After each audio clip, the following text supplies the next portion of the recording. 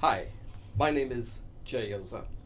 I teach, mentor, and coach people on public speaking so that they can win whenever they're giving a speech, whether it's one on one in a job interview, or in a business meeting in front of a small group, or at a conference in front of a large audience.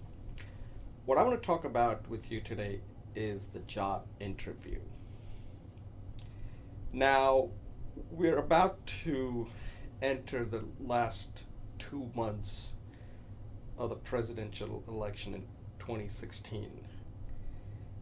And a lot of people view this as a long job interview.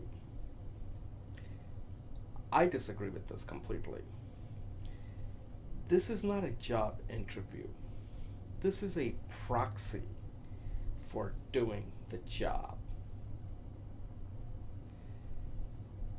People look at the candidates and they're looking at them, see how well are they going to be doing the job when they actually get the job. So in a sense, to get the job, you got to do the job. A lot of people don't understand that, and they think of this as nothing but a long extended job interview. The job interview is not that long. The reason why it takes so long to elect a politician in US is we're putting them through a test. And the test is that they're going to come under close scrutiny. They're going to be tested. They're going to be asked all kinds of difficult questions. How they handle themselves.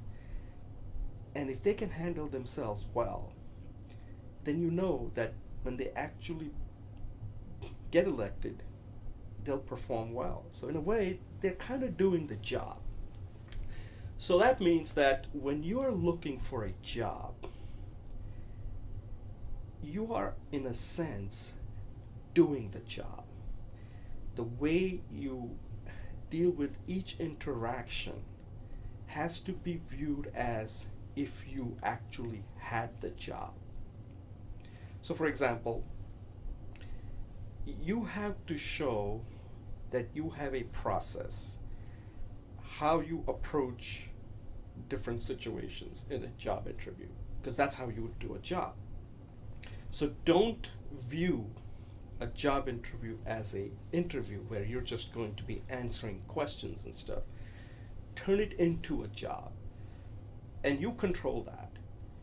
If the employer, the hiring manager, or whoever is just interested in asking you questions, you got to set the expectation right from the beginning that this is really you're doing a job and they're doing a job. Because let me just say one thing, you're not going to be doing the job until you accept the job offer. Until then, the only way that you're going to know and they're going to know whether this is a good mutual fit is how well you handle the so-called job interview.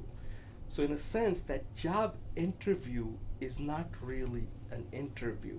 It is essentially a proxy for how you and the people that you're interviewing with, how well you're going to work together when that phase is over and you move to that next phase, which is you got the job offer and now you're going to do the job.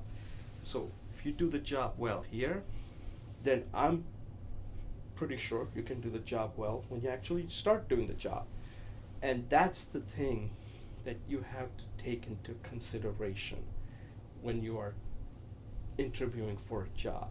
You're not just interviewing, which is they lob some questions at you and you hit it out of the park and stuff like that. That's more like an interrogation. This is not like you're in a court.